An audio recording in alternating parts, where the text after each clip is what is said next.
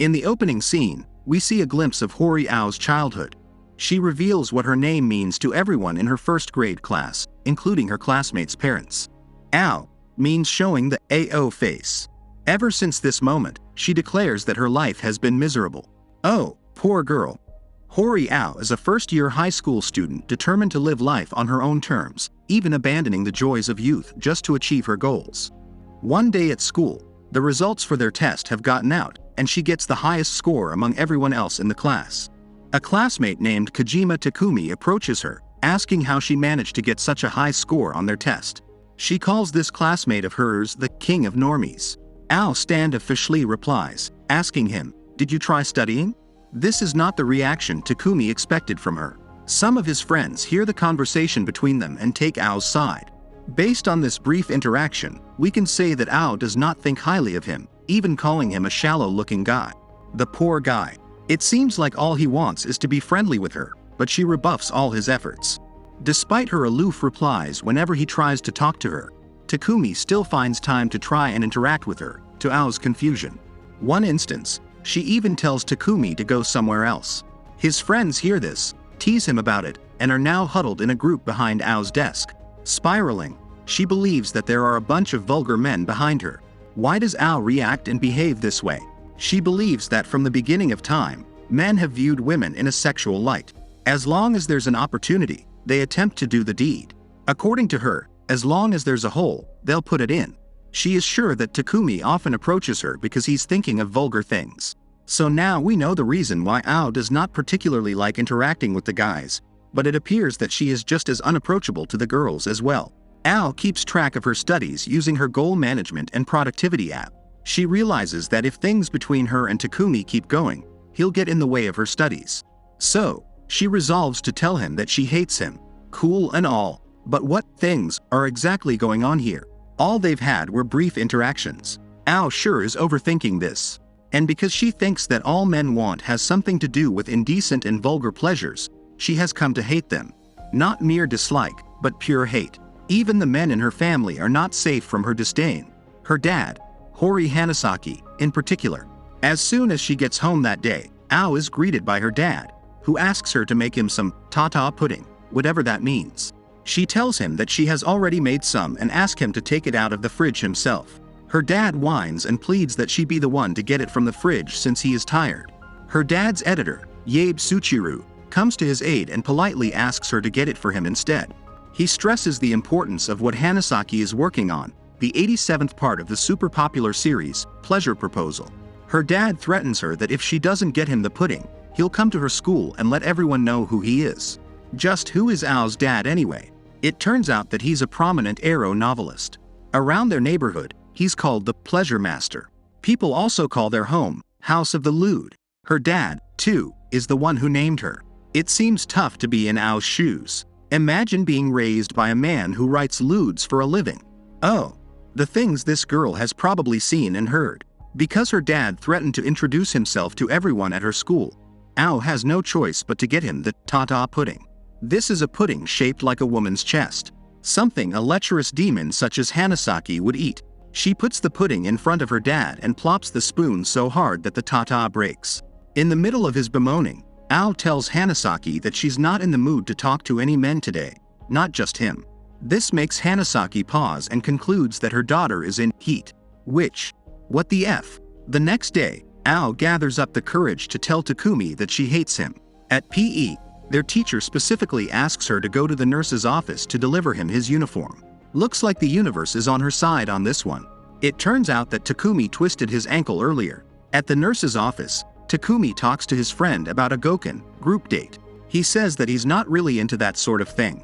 As harmless as a group date sounds, overhearing this conversation makes Ao blush like an innocent schoolgirl, which she really is. She thinks it's a very obscene conversation to have. As soon as Takumi's friend leaves, Ao shyly appears in front of him to tell him that she came to give him his uniform. He is shocked to see her and even blushes. It seems like he is a bit nervous about being alone with her. And she even brought him his uniform. Who would have thought that the standoffish Ao would set aside her obvious feelings of dislike and come to him herself? She clarifies that the teacher only asked her to bring him his uniform because she was standing close to him at that time. Now that they are alone, Ao finally has the chance to tell him that she hates him. But how should she go about it? She decides that she can't just tell him straight to the point and out of the blue. So she begins by telling him that he's very popular and is a good person for trying to talk to her. The way this is going, it sounds more like a confession of love instead of a confession of hate. But imagine Ao's surprise when she finds her dad from the window, with a banner showing his support for her. Dad probably thinks she is going to confess and ask Takumi out. Ao panics and is sent to fight or flight mode as she runs in a desperate bid to cover the window. And just like any sussy anime, she falls down with Takumi's face buried in her chest. She quickly recovers and removes herself from him. Because of her warped view of men, she thinks that Takumi is probably used to that sort of thing. To her surprise, the boy's face is beet red, but still, she concludes that anyone would be very surprised if the same thing happened to them. Takumi asks her what is it that she wants to say. Seeing the intense look in his eyes, Ao thinks that he must be a masochist wanting to hear the words, "I hate you," that badly. She wavers, saying that it's hard for her to confess her feelings of hate if he looks at her that way. She gets nervous. It's now or never, Ao. Unfortunately for her, her dad is there to help, but all he's really done is interfere. Just before she says it, her dad, using a fishing rod, lifts her shirt up, calling it Operation Titty Drop. For the love of all things good and holy. What kind of father does this to his own daughter? In true gentlemanly fashion, Takumi wraps his uniform around her, covering her chest. He says that she should value herself more and that he won't do something like that to her. This brings her to tears. And, of course, it's not a romance anime without one of the characters falling in love first. In this case, Takumi confesses his feelings of love for Ao. Instead of being flattered, she turns stone cold. What did this guy just say? While riding the train on her way home, she loses focus for a bit and quickly checks her phone for any sign of intelligent ideas coming from her while she was zoned out. Instead, she sees rants and ramblings, mostly about Takumi's confession. This frustrates her. She has already established that she hates men, doesn't need any friends, and not to enjoy her youth. So why does this incident with Takumi trouble her? What did she even reply to him? All throughout the night, Ao has imagined nothing but her and Takumi doing the deed at the nurse's office right after he confessed to her. Girl must have had a very long night. She remains firm in her beliefs and thinks about how she can't concern herself with the desires of men. While quietly studying by herself in class, she happens to overhear one of Takumi's friends saying that his junk is huge. This shocks her and throws her off guard. Takumi's friend explains that men with bigger hands tend to have bigger sticks. In that regard, since he is of average size, then he won't cause the ladies any pain. Ao continues to eavesdrop and recalls that in her dad's novels, so she did read some. After all, having a big one is something to be proud of. While thinking about all this, Takumi pops out of the blue and greets her. Ao's eyes lead her to inspect him down there, and she is so embarrassed by this behavior that she covers her face with the book she's holding. This doesn't stop her from wondering if he's big down there, though. That night, she asks her dad, "Is a big one painful for women?" Her dad replies, "Without a doubt." So our girl, who's so annoyed with her dad 25/8, was so bothered by Takumi's junk that she decided to talk to him about it anyway. Nice, good to know. Ao insists that she hasn't read about pain when reading his novels. Hanasaki tells her, "That's because I am a novelist who writes dreams. I don't write scenes where women experience pain due to a man." She asks him, "What do you mean by pain, specifically?" Hanasaki responds, "Well, it can be tight and that hurts, right? There are also instances where he can't pull out. They'll have to call the ambulance while it's stuck there." Hearing those words sends shivers down Ao's spine. To think that an ambulance could be involved. Doing the deed is risky business. She concludes that having a big one is like a lethal weapon. Ao also decides that she will immediately decline once she's confirmed Takumi's size. How is she gonna do this, though? The next day at school, Ao comes dressed moderately. She thinks that dressing up this way can somehow shift her focus to her studies and not on Takumi. Takumi's friend approaches her, saying that she stands out. Takumi agrees. She asks how she could stand out. He replies that the buttoned-up uniform shows her figure. The tights show the shape of her legs, and her skirt looks short compared to her long sweater. Takumi's friend says that her get-up is enticingly sexy with a straight face. Hearing all of this makes Ao dash out of the room to switch back to her regular clothing. Takumi follows her, saying sorry for what he said. All he really did was agree. Her stomach rumbles, and he suggests that they get something to eat. The two end up skipping class since Takumi is the kind of person who falls asleep after eating. A bright idea comes across Ao's mind with Takumi asleep. Why not check his size now? She's aiming straight for the crotch. A very bold power move from one who supposedly does not concern herself about men and their sexual desires.